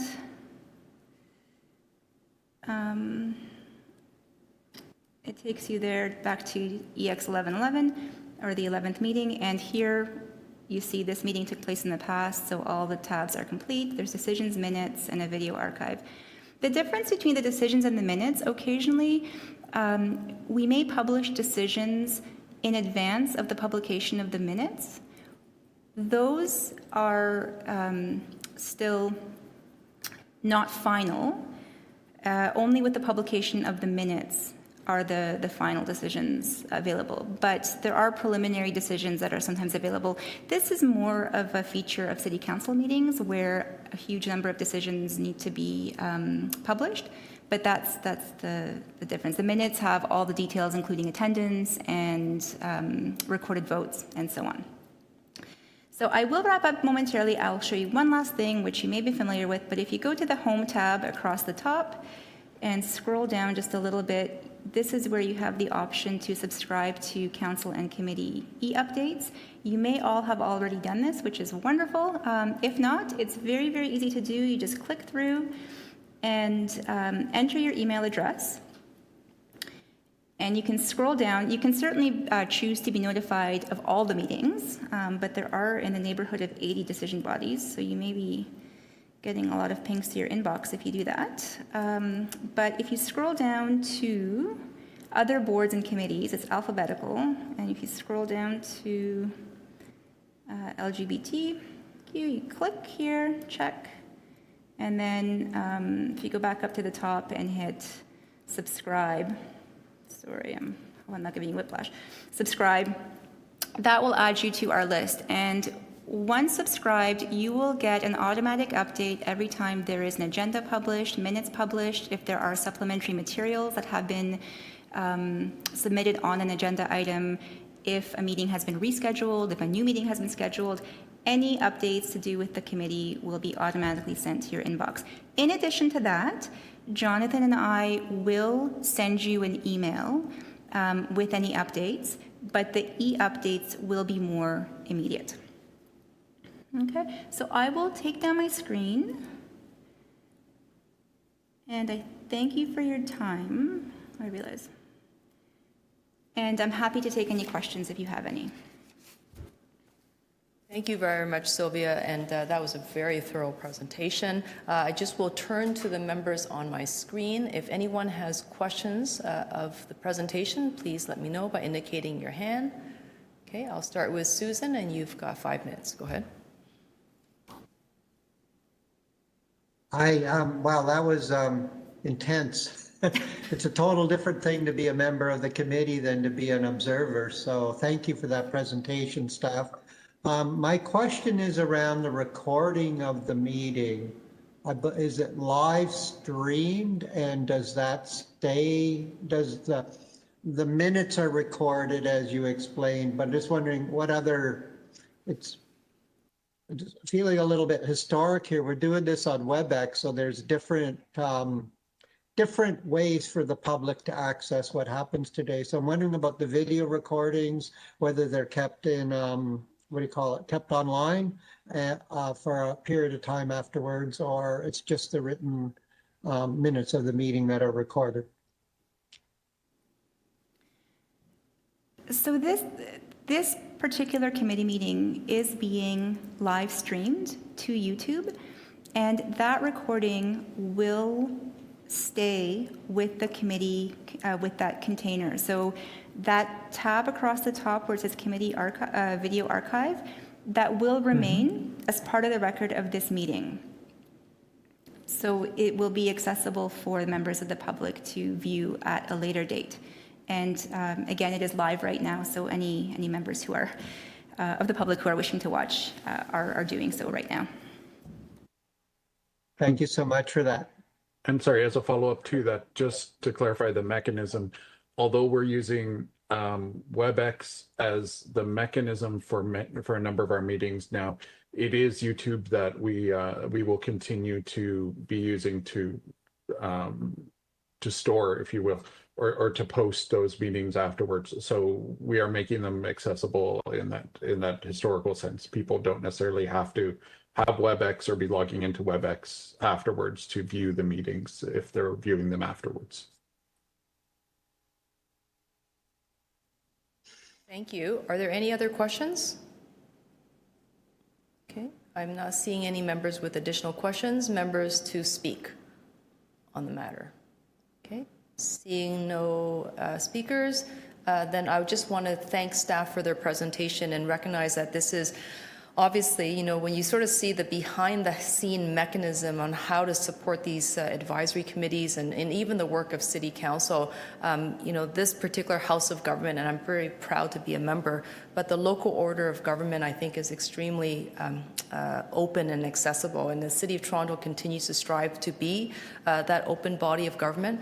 If anyone has tried to navigate through the provincial website or tried to depute at the province or speak at the House of Commons, it is an entirely different experience. So I just want to thank the City Clerk's office and all the staff who make things run so smoothly, and they make my job as chair much easier. I anticipate that we're going to work really well together because there's a lot of structure and support to allow us to have a good constructive conversation, so we're not going to be mired in trying to sort it out. We'll get to the meat and the substance of the discussions, and that is only able to happen because of all the background organizing of our City Clerk office, and thank you. So I'm just going to move to receive this matter, this item. All those in favor of receiving the presentation? Any opposed? Contrary minded? Then that has been adopted. Okay, so the next part of our discussion today is the election of the co-chair.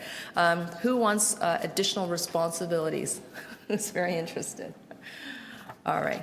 So you have now seen a little bit of the inner workings of this committee. Obviously, everything is recorded, and so is our vote, which means that we're going to also need you to indicate your support if there is more than one candidate to vote upon. And I just want to recognize that there is a very clear process that's been provided to me by the city clerk. So I'm going to call at this point in time for nominations for co-chair of the Lesbian, Gay, Bisexual, Transgendered, Queer, and Two-Spirited Advisory Committee. You can nominate yourself, or of course, please nominate a colleague on the screen. Okay, I'm just going to build a little speakers list to start off with so I can recognize your hands as you go up. I recognize Councillor Ainsley. Is there another hand going up? Okay, we'll start with Councillor Susan Gapka. Thank you, Susan. I recognize you as the second. Councillor, is there anyone else who is going to be nominating someone or nominating themselves? If you can just indicate your hand in the air. Okay, so I'm seeing those two. I will call again. Councillor Ainsley, go ahead, please. Thank you, Councillor Wong-Tam. It gives me great pleasure. I would like to nominate Susan Gapka as the Vice Chair of the committee. Okay, thank you very much, Councillor Ainsley. Councillor Ainsley has nominated Member Gapka. Member Gapka, do you accept this nomination? If you can just unmute yourself and verbally speak your answer.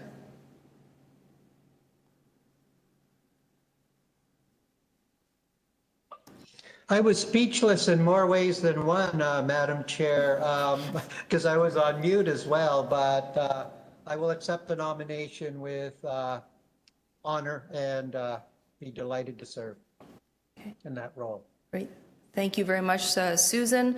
I'm calling for nominations. Actually, the next person to speak is actually Susan Gapka. Who were you going to nominate as co-chair? I was going to put my name forward, Madam Chair, so thankfully we've got a good team here and that's already happened. Okay, thank you very much, Susan. Thank you. And I recognize Leslie. Leslie, your hand has gone up. Please unmute and speak. I would like to nominate Laura for the position of co-chair, if she has the time. Okay, so we have Leslie Lee Kam, Member Leslie Lee Kam, who has nominated Member Laura. Sorry, Laura, your last name is not on the screen, but I recognize that there's a Laurie and a Laura. So I believe the nomination is for Laura, correct?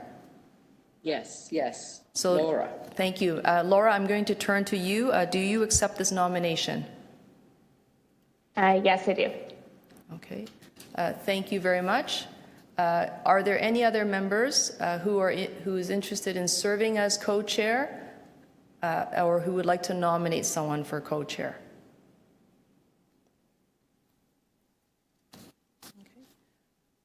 Okay, seeing none.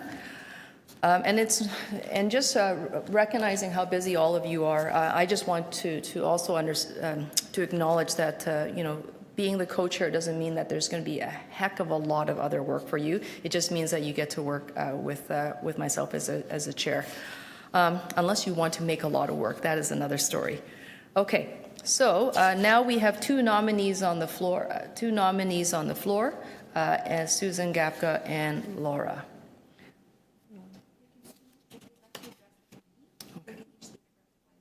Okay, thank you very much. So I have just been advised by the city clerk, and this is why we need them. They make everything look good and run smoothly. I've just been advised by the city clerk that the nominees will have 5 minutes to speak, and we welcome those remarks. I'm going to start with Susan Gapka. Go ahead, Susan, and you've got to keep it to 5 minutes, please. Well, accept the nomination with honor. I think I'm having a problem with my audio, so I'm going to turn my video off if I can. It's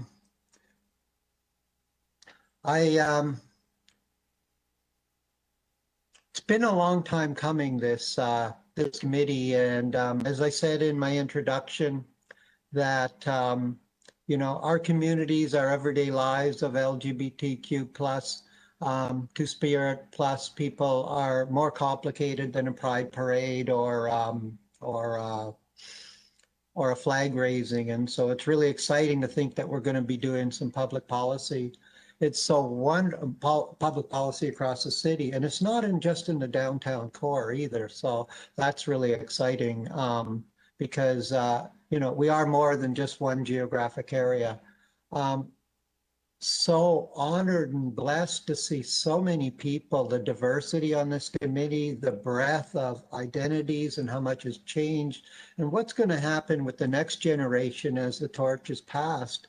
I've been embracing the term trans elder over the last, about a year ago, I was supposed to be moving trans histories forward as a trans elder. And of course, COVID happened and so much has changed since then. And so I had a whole year to embrace being a trans elder. And so that was something that I hope that I could provide as co-chair in some regards. But I have been working on and off with all three levels of government over the last 20 years. And as the chair recently said, that this is the more open and public process, but these rules of order are quite different being on the receiving and the internal area. And this is a historic meeting today because we're not only having the first meeting of our advisory committee, we're doing it during a pandemic. And then hopefully by the time the end of this pandemic occurs, that we'll be able to meet in person and have that rainbow ice cream and cake that I heard about. So I don't really have a 5-minute speech prepared, but I do think that it's really important to have a really good intersectional approach, that we all come from different backgrounds and races and identities, that people in the legal profession and on the streets are included in the policy decisions, and that, as a city, and the reason I put my name forward, I want to serve my city in a role that is meaningful and important. And that's why I let my name stand both for this committee and to be and for co-chair, because I think that that's just so important to be able to contribute to that. We have one of the best cities, and I want to be able to contribute to that in this role, and I want to be able to work with you all. And I think I'm going to close my comments there. I didn't have prepared speech, and I didn't have 5 minutes worth of me, but I could say we've come so long since I came out working at City Hall in a public office, and we want to make sure that all of us have a chance to be part of our city, not only us here in the committee, but the people in our neighborhoods. So thank you. I would be honored to serve. I would be delighted to have your vote. Thank you very much. Susan, thank you very much for those remarks. I'm going to welcome Laura McPhee to give her remarks, and I will start the clock for you. You've got 5 minutes. Thank you very much, and it's just humbling to be nominated, so thank you there. I will say you might hear some squeaking in the background because one of my dogs decided that now is the time to squeak things, so I apologize if you hear that. But yes, Chimigwich, thank you so much, very much for the nomination. It's an honor, obviously. I am a person that likes to approach all the work that I do in a way that is collaborative and raises up the voices that are in the room, specifically because I am a person with a lot of diversity contained in my lived experiences, but not all of them. And we need to make sure that we're, as allies to ourselves and allies to our community and other communities, are creating space for platforms to support voices that are diverse from ours. In terms of experience, I currently chair 2 other committees. One is a Reconciliation Action Committee and also one as a global diversity, equity, and inclusion committee. Again, my focus and skill set lies in training and facilitation, which I think could be useful in this space if I am ever needing to step into that chair position. Facilitation of rooms like this is something that I'm used to and pretty comfortable with, especially in my work within the global context of DEI. I have learned that there is so many things you don't know, and that you need to make sure you make the space to hear those voices that can teach you about what you don't know. And as a person on our learning path, I think that this space is going to be a space where we do a lot of learning and a lot of finding out about experiences that we haven't had, even though we have had so many. Looking around the room already, I know that there are people who have lived so many different diverse stories and paths, and I'm excited about hearing how those paths lead towards some of the policy changes that we might make. And if you do want me as co-chair, I am a bit of a nerd when it comes to policy, so I will promise to read all the rules and know them well. But this is who I am. I like to pour myself into the words and know what is supposed to be happening. But I'm also a person that likes to understand how rules and policy can make space for voices as well. So I think that this particular committee and the lives in the room, that's going to be very important for being able to bring forward honest but also vulnerable reasonings for the changes we want to make. And I'll leave it there. Thank you very much. Thank you very much, Laura. Thank you for your remarks, and thank you to Susan. So I want to just recognize that we have to now go through a process and a balloting round. And as we are conducting this election remotely, the balloting will come by electronic means. You'll be submitting your ballot by email, or if email is not available to you, by text message. Each member should send the following email or text message to the clerk. So you can start by, I think we can put this onto this, yeah, we're gonna put this on the screen. It'll be easier for you to read it off the screen as opposed to me reading it to you.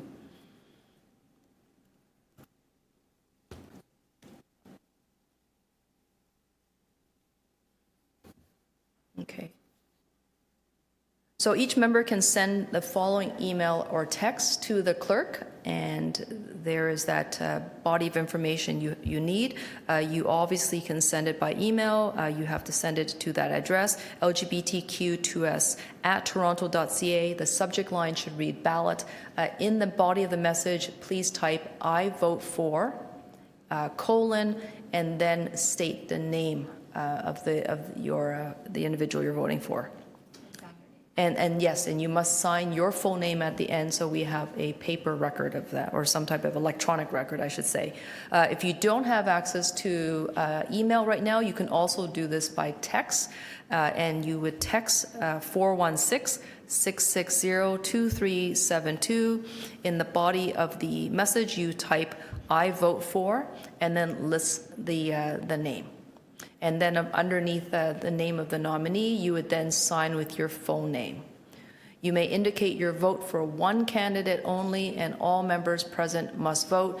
If you vote for more than one candidate, your electronic ballot will be spoiled and your vote will not be counted. Ballots submitted without a name cannot be counted. And please send in your ballot as soon as possible, and please be patient. We understand that this process may take a bit longer, largely because we are not all in the same room.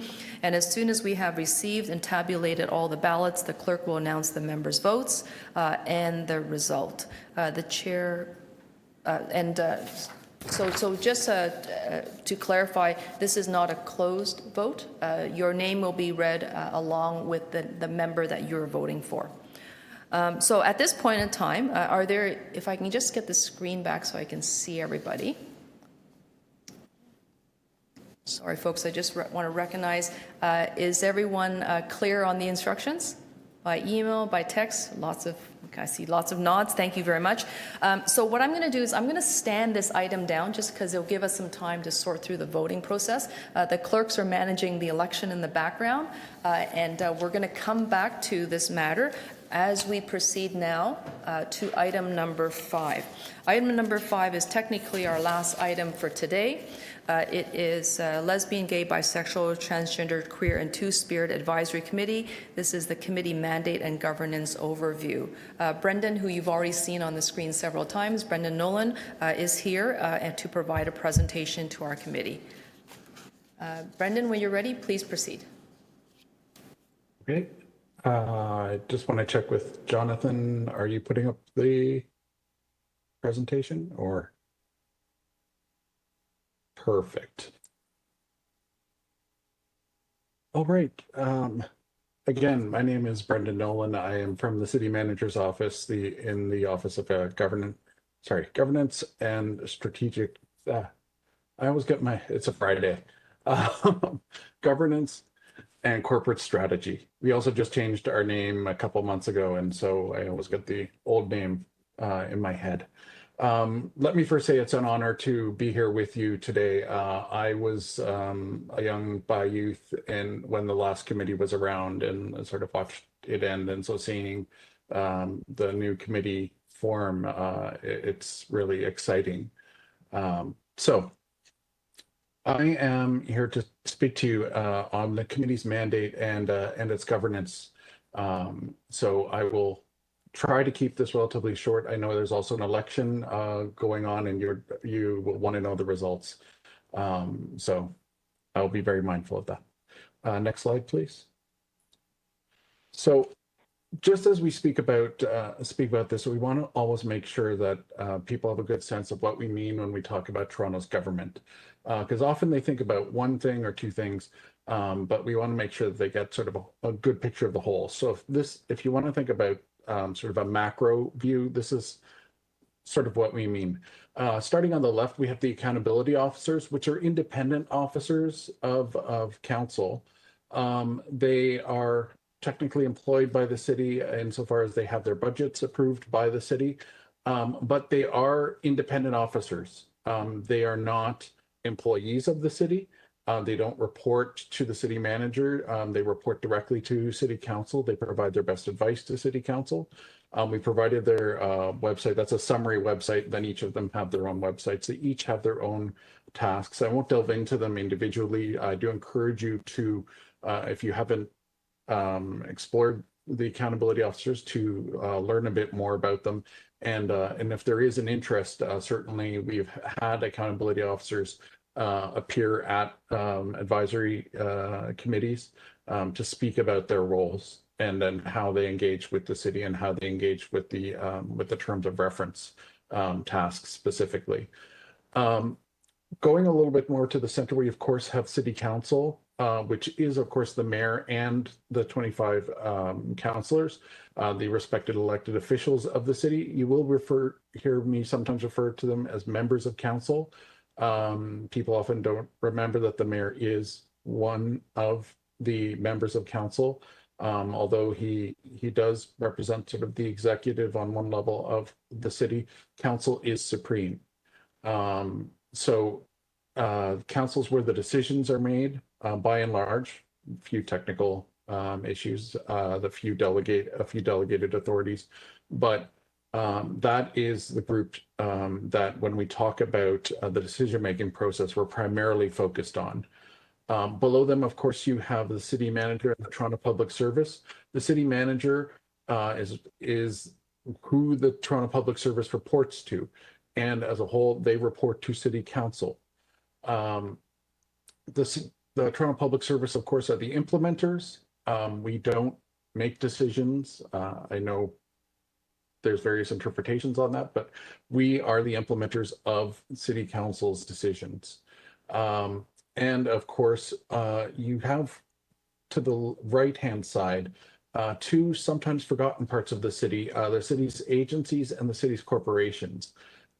These are two areas where The city has delegated authorities, or in some cases, often in the case of city corporations, there's been legislation at often the provincial level that has established service corporations to provide services to the city or to Toronto residents. If you want to think about corporations that are doing this, you might want to think about the TTC or possibly Toronto Community Housing. An example of a city agency might be the Toronto Parking Authority. In both cases, they're set at arm's length to provide services to the city, and it's been judged that that is a more preferable way to do it than to have it immediately done by the city. You also have not necessarily huge corporations or huge agencies like that. You have smaller ones, like we call them the arena boards, are an example, where it's individual arenas that are still functioning at arm's length and fall under that city agencies group. So collectively, you can see our agencies and corporations. We have a big list and different types there, and we've given the website there. But it's important to realize that they make up 40% of our city budget. So while they often don't get the attention, they are an important part of our city when we talk about city government. Sorry, next slide, please.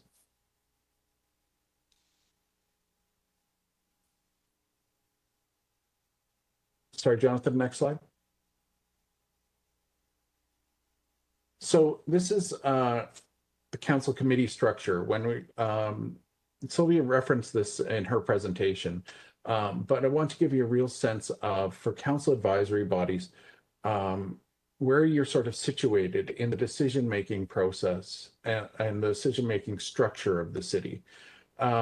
So if you look in the darker blue, just below the standing committees, that would be where you would be situated. And it doesn't represent anything that you're sort of sitting there just below the standing committees beyond just the graphically. I had to sort of figure out how to fit you all in one slide, and there's only so much space. The council advisory bodies are an advisory relationship to standing committees. This is why you see a dotted line rather than a solid line, because unlike the other committees that you'll see here, the council advisory bodies, as Sylvia has told you, don't have an ability to direct staff, and they don't have a direct reporting relationship to city council.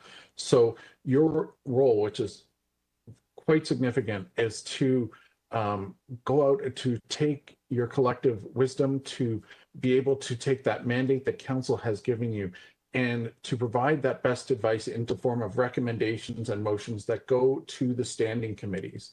In the terms of reference, it recommends, I'm going to say recommends because it designates the executive committee as your sort of primary standing committee of reporting to, but you're not exclusively tied to executive committee. You can theoretically report to another standing committee with a recommendation if you feel it's warranted. I would encourage you to work with your program staff and with the city clerk staff, especially if you're crafting a recommendation or if you're crafting a motion, to figure out which standing committee would be the best one to send it to. They're highly skilled. They really, I can't speak more highly of them. They really know their stuff, but in figuring out which committee is the best one to send to, because it does matter in terms of moving motions forward and having recommendations considered. As you can see here, the standing committees each report to City Council directly. On a very rare occasion, you might have an item go between a standing committee, but we've really tried to emphasize that items should go to City Council. So I'll just address that in the next slide. Or sorry, one more slide over, but I'll just say this very quickly. Jonathan, if you just want to go back very quickly, just so you have an idea, and we really include this so people just have an idea of what it looks like when we say community councils, because this is one of our few delegated areas. We do have 4 community councils. Each of our city wards is in a community council. Etobicoke, York, North York, Toronto and East York, and Scarborough. Council tried to achieve a relative balance in terms of numbers of wards in each council, in each community council. And also, if I was to say, be so bold as to say character, or, you know, geography, if you will, they've tried to collect that into the sort of same. So as they're dealing with issues, primarily planning issues, you will get everything from some developments. So, you know, we've seen everything from, I mean, Councillor Ainsley and Councillor Wong Tam can attest to this. Some significant developments come through, especially at Toronto and East York. But even down to tree removals, not quite fence issues, that's a little lower down, but similar type of things. A variety of those types of issues will go to our community councils. And of course, you can see the current chairs of each one of those community councils are listed there. But these community councils do have some delegated authorities, and some of their issues do go up to city council. So next slide. Okay, this slide is, you may recognize it a bit because I know a version of it was in your package, but I really want to stress this because for us, this is a really crucially important slide. This is not only an overview of the city's decision-making process, but it's also a great example of how the public engages in that decision-making process at every point. So I'm going to take this from left to right. On the left-hand side is really the starting point for any idea, any concept that's going to go through the decision-making process and potentially become a policy, a service, a program area, anything that, you know, could go forward at the city. Now that might start from, say, our chair or from Councillor Ainsley at a member of council with a motion there, you know, or a discussion in their office and something brought forward by them. It could be a report from city staff initiated that staff have read best practices and feel this is a great idea and they're bringing something forward. It could be a report from the agencies or corporations. The agencies and corporations do report on a scheduled basis and at specific times if an issue comes up to council, and that can trigger something that council needs to address. And of course, reports from advisory bodies such as yourself. Those can start a process for actually starting policy change, for starting program change, for starting new things. And at every point there, if you see that bottom line, this is our public engagement sort of emphasis. At every point along the way for that first set, there's opportunities for engagement. It may have been a meeting in the councilor's office. It may have been that in the development of a report from city staff, there was an engagement process, public engagements. It may have been a survey. It may have been anything. It may be something that was a whole separate set of processes that started at the agencies. And crucially for you, it may actually be through your meetings. It may be through people coming forward to you, your discourse, your discussions, and then ultimately your recommendations that are brought forward. And that's one of the important parts of advisory bodies and why the council has them, is to be that crucial gathering point and that ideas deliberation point that can bring forward to standing committees, because in part standing committees often, especially now, have so many items coming forward to them and so much business that comes forward to them that they often don't necessarily get to have those deliberative processes. So having advisory bodies that have these terms of reference and that can focus in on specific issues provides a key opportunity for deliberative thought processes and recommendations to be brought forward to them that then they can start really going through, so it can kickstart things, which is why sort of if we move forward, when you get to the standing committee level, a lot of work is done there at City Council. That's sort of one of our main areas of work, if I can be so bold, where councillors, the public, stakeholders will all come together. They'll come together formally at that meeting, and you'll have deputations, you'll have written submissions, written deputations, which can be done via email. You can have we still do get, you know, written mailed deputations, although not so much.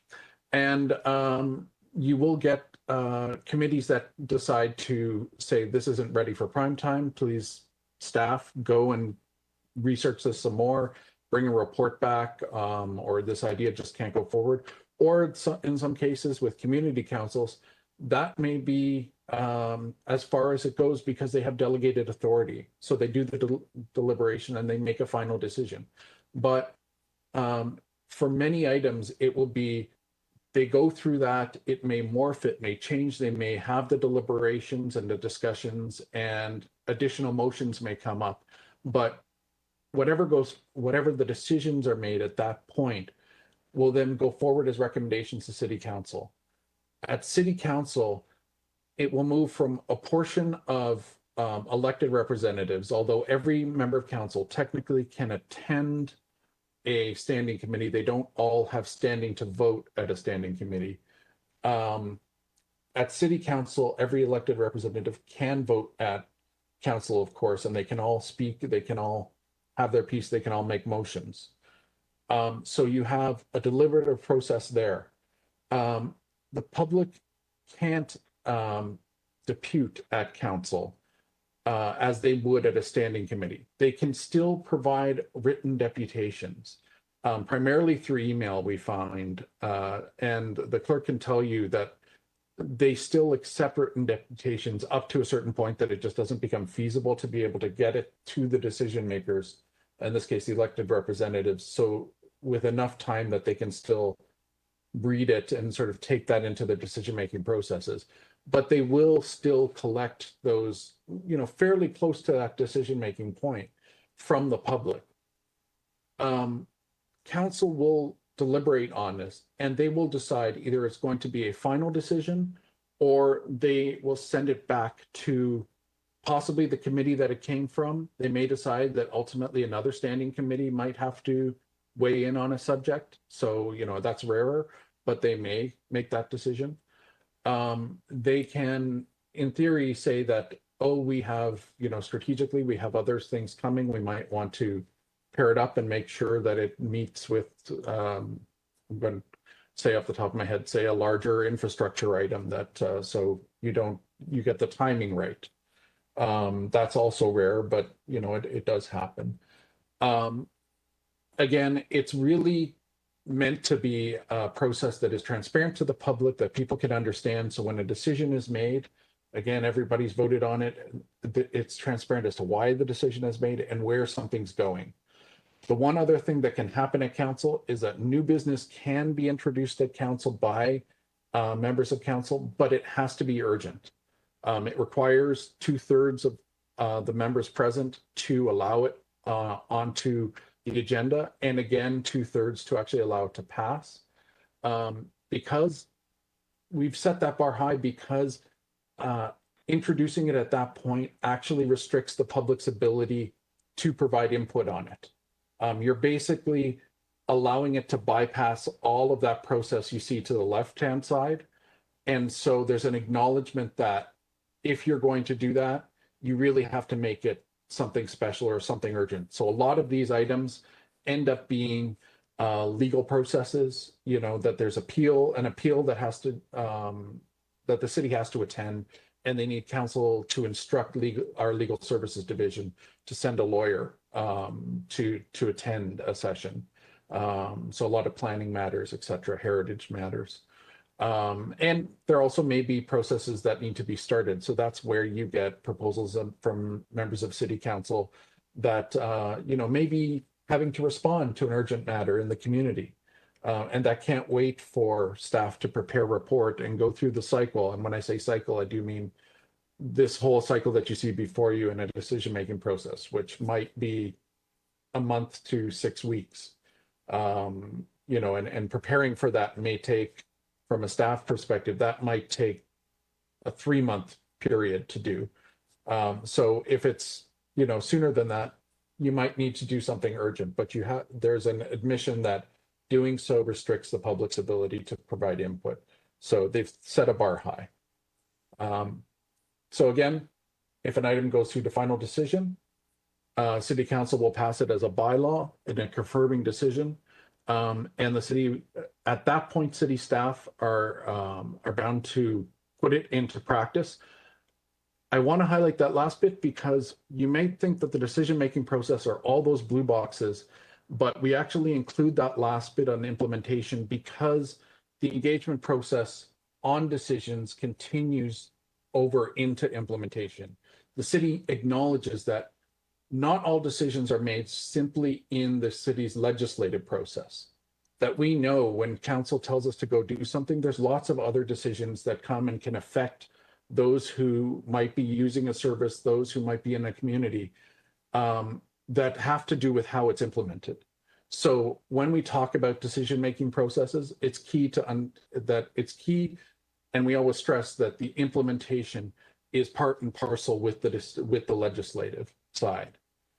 So I really just want to stress that, and that involves as much the staff, that may involve, people coming and calling the counselor's office, and that also includes people calling 311 and that feedback. And so we're working on bringing all of that together. And frankly, that can start this whole process again if needed, and can involve coming back to you or another mechanism.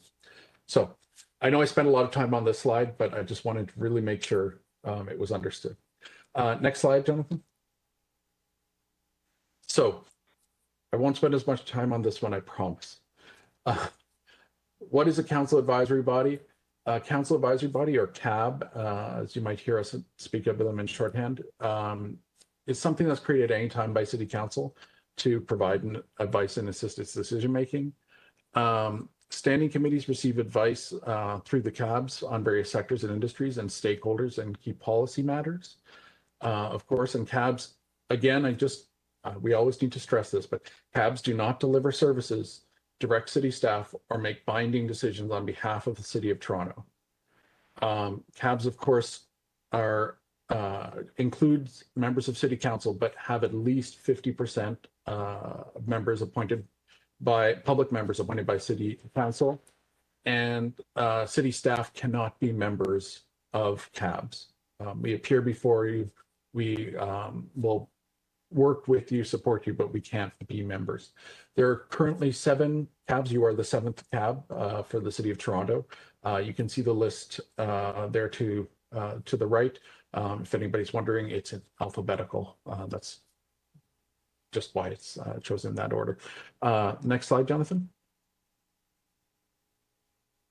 So the purpose of your advisory committee, this is taken directly from the terms of reference mandate that was passed by City Council.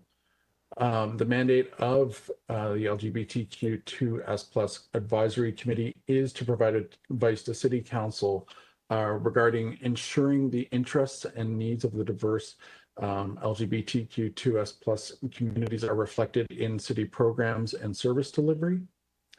Strategies aimed at the elimination of barriers faced by LGBTQ2S+ communities when accessing city programs and services, and emerging issues and trends of significance to the LGBTQ2S+ communities as it relates to city services and programs. I will note, as I said before, with regarding the issues of the committee's name, any changes to the mandate do have to be approved by City Council, because it would be a change to the terms of reference. The next slide. The governance, this is the second, I believe, second last slide. So the governance issues specifically for your committee. Your committee provides advice, as I said earlier, through the executive committee or the appropriate council committee. City clerks and the program staff will advise you on which committee is best as it pertains to each motion. Your committee operates in accordance with the simplified procedures for advisory bodies, which is what Sylvia walked through in her presentation. All meetings are open to the public and must comply with the open meeting requirements of the City of Toronto Act. That is standard for all our standing committees. Your advisory committee will hold up to 4 meetings per year at the call of the chair or co-chair. That is in the terms of reference that council approved. And the People and Equity Division staff, that's Janice and Fiona, will provide policy-related support and strategic advice. And I will tell you now, they're excellent and fantastic to work with. As I think you've all had the opportunity to meet them one-on-one, and I mean, they're amazing and actually have already changed the way we do some of our recruitment and onboarding. So can't say enough. And of course, the city clerks will provide meeting management support. And you're getting our dream team of Sylvia and Jonathan, who only provide support to the best committees. Next slide. And of course, here's the contact information for your staff. They are able to contact me if there's any issues of governance, which is where the city manager's office supports all of our cabs. So, you know, you may be seeing me in the future, but it would be through Sylvia and Janice and Fiona that they'd be reaching out to me. They are your primary team. So thank you again for your opportunity. I'm happy to take any questions, and back to you, Madam Chair. Thank you very much, Brendan. If I can get the members onto the screen again. Okay, so I hope you guys are not processed out. I promise that the next meeting will not be so process and policy. It will definitely be policy driven, but we won't have to go through this again. This is, of course, our orientation meeting, and this is our last staff presentation. Are there any questions of the staff presentation that you've just heard about? Okay, nope, pretty straightforward, even though it was a lot of information. But okay, so that's good. I don't see any hands. Anyone to speak to the presentation? Okay, seeing none, then I would just move to, and thank you very much, members. I would just move to receive the staff presentation, and also to thank Brendan and all the staff at the city manager's office. I know Councillor Ainsley and I are very familiar with their work. It is an incredible volume of activity that they generate, and also that goes through their office. And once again, it's just like the city clerk. They work hand in hand with each other to make sure that things run smoothly. And so because we are an order of government, there's actually a group of individuals that sometimes governs us. And I would point to the fact that the city clerk does that very well, as well as the city manager's office. So you really have a whole of government approach here, and you are now, of course, as advisory committee members, part of that process. So again, one of the reasons why I'm very excited for this meeting. So if I can get the screen again, all those in favor of the receiving the staff report? Any opposed, contrary minded? That carries. Okay, so going back to the very exciting election that we just had, I'm going to turn this right over to Sylvia, our city clerk, and she has been dutifully tabulating the votes. And Sylvia, over to you, please. Okay, thank you, Chair. So I will proceed through the list of members with the ballot result. Ashante Frey cast a ballot for Laura McPhee. Burka Gupta cast a ballot for Laura McPhee. Jaja Bay cast a ballot for Laura McPhee. JC Elijah Bawa cast a ballot for Laura McPhee. Jennifer White cast a ballot for Laura McPhee. Kristen Wong Tam cast a ballot for Laura McPhee. Laura McPhee cast a ballot for Susan Gapka. Leslie Lee Kam cast a ballot for Laura McPhee. Lori Ross cast a ballot for Laura McPhee. Monica Forrester cast a ballot for Susan Gapka. Paul Ainsley cast a ballot for Susan Gapka. Ranjith Kulatila cast a ballot for Laura McPhee. Samantha Peters cast a ballot for Laura McPhee. Susan Gapka cast a ballot for Susan Gapka. And Terrence Rodriguez cast a ballot for Susan Gapka. The total number of ballots cast was 15. 10 ballots cast for Laura McPhee, 5 cast for Susan Gapka. As Laura McPhee has received the majority of votes, she is declared co-chair of the committee for a term of office ending November 14th, 2022. So thank you very much. Everyone, thank you. Thank you, and thank you, Laura. Welcome to the new post. I want to thank their city clerk for helping us administer the election. I just also want to just acknowledge that we've come to the very end of our meeting. I don't believe that there's any other matters before us, so that is good. It is Friday afternoon. We are the only thing standing away between you and your weekend, and we don't want to do that anymore. That's right, Jab. I hear you. I hear you. I feel you.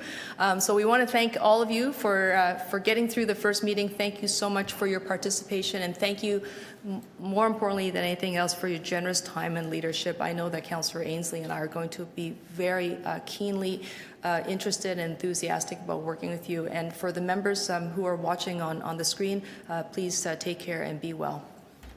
Okay, meeting adjourned. Stay safe and well, everybody.